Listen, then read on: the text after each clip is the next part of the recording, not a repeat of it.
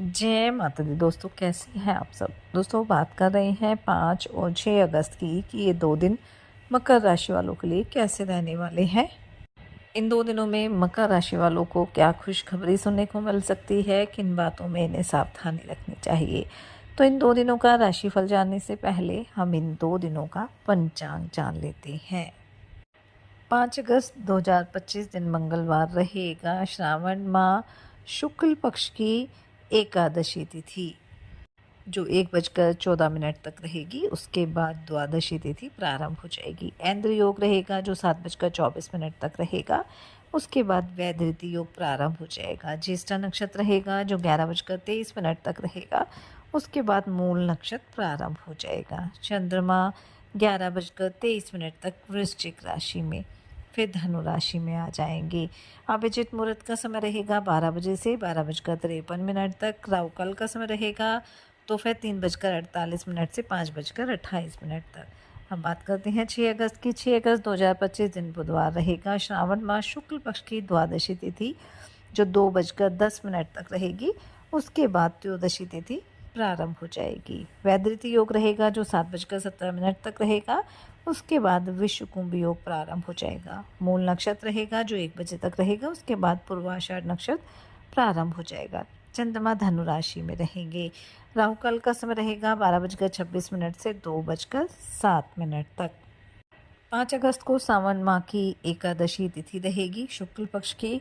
और इस तिथि पर चंद्रमा जो है वो वृश्चिक राशि में विराजमान रहेंगे।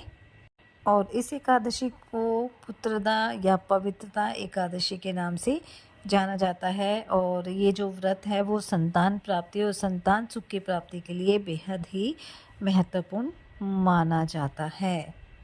साथ ही ऐसी भी मान्यता है कि इस एकादशी के दिन पीले रंग की चीज़ों का दान करने से भगवान विष्णु जल्दी प्रसन्न होते हैं, क्योंकि जो पीला रंग है वो भगवान विष्णु को अत्यंत प्रिय होता है। तो आप अगर पीले रंग की चीज़ों का दान करते हैं तो इससे भगवान विष्णु की कृपा दृष्टि प्राप्त होती है। इस एकादशी के दिन अगर हम पीपल के वृक्ष की पूजा करते हैं, उसकी परिक्रमा करते हैं, ओम नमो भगवते वासुदेवाय नमः मंत्र का जाप करते हुए 108 बार माला का जाप करते हैं, तो इससे भी हमें संतान सुख की प्राप्ति होती है। जैसा कि आप सब जानते हैं कि तुलसी दल जो भगवान विष्णु को अत्यंत प्रिय होते हैं, तो अगर आप भगवान विष्णु को तुलसी दल अर्पित करते हैं तो इससे भी हमारे वैवाहिक जीवन में खुशियाँ बढ़ती है। इस एकादशी के दिन भद्रा काल के साथ साथ रवि योग का संयोग भी बन रहा है। और रवि योग को अत्यंत शुभ माना जाता है। और इस योग में भगवान विष्णु की पूजा अर्चना करने से स्वास्थ्य लाभ, सुख, समृद्धि की प्राप्ति होती है और पूजा का फल भी कई गुना बढ़ जाता है। और इस एकादशी के व्रत का जो पारण है वो 6 अगस्त को सुबह 5:45 से लेकर सुबह 8:26 तक किया जा सकता है। 6 अगस्त को सावन माह का अंतिम प्रदोष व्रत रहने वाला है। और क्योंकि ये बुधवार के दिन है इसलिए इसे बुध प्रदोष व्रत कहा जाएगा।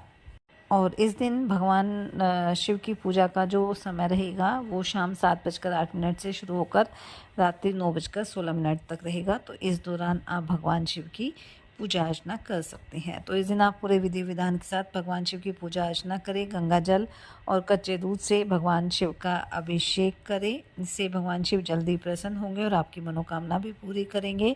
साथ ही इस दिन शिवलिंग पर आप बेलपत्र अर्पित करें, क्योंकि बेलपत्र भगवान शिव को अत्यंत प्रिय होते हैं और ऐसा करने से उनका आशीर्वाद भी हमें मिलता है। साथ ही अगर आपके लिए संभव हो तो शमी के पत्ते भी आप भगवान शिव को अर्पित करें। केसर का आप उन्हें तिलक लगाएं। ओम नमः शिवाय मंत्र का जाप करें, शिव चालीसा का पाठ करें। इससे भगवान शिव का आशीर्वाद आपको प्राप्त होगा। तो चलिए बात कर लेते हैं ये 2 दिन मकर राशि वालों के लिए कैसे रहने वाले हैं। ये 2 दिन मकर राशि वालों के लिए लाभकारी रहेंगे। नौकरी पेशा लोगों के लिए 2 दिन अच्छे रहेंगे। हालांकि कामकाज की अधिकता रहेगी, भाग दौड़ भी अधिक रहेगी, लेकिन इस कामकाज की वजह से आपकी तरक्की के योग भी बनने वाले हैं। अगर किसी कार्य को पूरा करने में आपको किसी तरह की समस्या आ रही थी तो वह भी इन 2 दिनों में दूर हो जाएगी। आप अपने संतान को पढ़ने के लिए कहीं बाहर भी भेजने की योजना बना सकते हैं।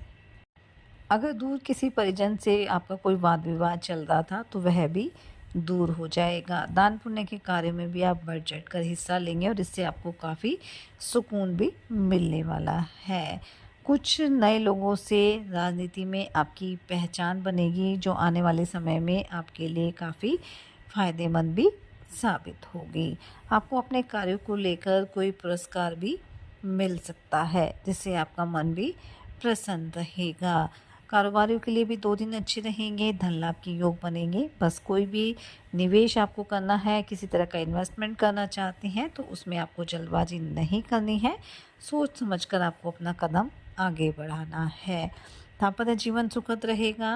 प्रेम संबंधों के लिए भी 2 दिन अच्छे रहेंगे। पारिवारिक मामलों को भी आप मिल बैठकर सुलझा लेंगे। इससे आपके जो रिश्ते हैं, जो भाई बहन हैं, उनके साथ आपके रिश्ते काफ़ी अच्छे बने रहेंगे। आप अपने जीवन साथी की भावनाओं का सम्मान करेंगे। इससे आपके रिश्तों में मजबूती रहेगी। इन 2 दिनों में आपको इस बात का ध्यान रखना है कि किसी भी विरोधी की बातों में आने से बचना है। कोई भी निर्णय ले अपने बड़ों की सलाह लेकर ले और बाहरी व्यक्ति से आप सलाह मशवरा ना लें तो आपके लिए ज़्यादा बेहतर रहेगा। स्वास्थ्य की अगर बात करें तो थोड़ा मौसम का प्रभाव आपके स्वास्थ्य पर पड़ सकता है, इसलिए आपको थोड़ा सावधान रहना होगा, खान-पान का ध्यान रखना होगा ताकि आपका स्वास्थ्य हर तरह से उत्तम बना रहे। आपकी आमदनी में वृद्धि होने की प्रबल संभावना रहेगी। कुछ नए सोर्सेज आपको मिल सकते हैं। किसी पुराने मित्र से भी लंबे समय के बाद आपकी मुलाकात हो सकती है जिससे आपका मन काफ़ी प्रसन्न रहेगा और किसी मित्र के साथ से ही लंबे समय से रुके हुए कार्य भी आपके पूरे हो जाएंगे। धन को लेकर भी आप कुछ नई योजना बना सकते हैं। कोई नया घर या मकान खरीदने की योजना बना रहे हैं तो आपकी ये इच्छा भी जल्दी पूरी हो सकती है। अगर आप अविवाहित हैं तो आपके विवाह की बातचीत भी हो सकती है। लेन देन से संबंधित मामला था, परेशान कर रहा था तो वह भी सुलझ जाएगा। माता पिता से भी आपको सहयोग मिलने वाला है। सरकारी नौकरी में कार्यरत हैं तो आपको ट्रांसफ़र मिलने की संभावना रहेगी। तो कुल मिलाकर कह सकते हैं कि 2 दिन मकर राशि वालों के लिए अच्छे रहेंगे, इसलिए इस समय का फ़ायदा उठाएं, मेहनत करें, अपने प्रयास जारी रखें। साथ ही सच्चे मन से आप ईश्वर आराधना करें। हनुमान जी और शनिदेव की आराधना करें। हनुमान चालीसा का पाठ जरूर करें। अपने सामर्थ्य अनुसार गरीब और असहाय लोगों की मदद करें। अपने बड़ों का सम्मान करें। इससे आपके जीवन में सदैव खुशियाँ बनी रहेगी। ये 2 दिन आपके लिए मंगलकारी रहे। इसी मंगल कामना के साथ जय माता दी।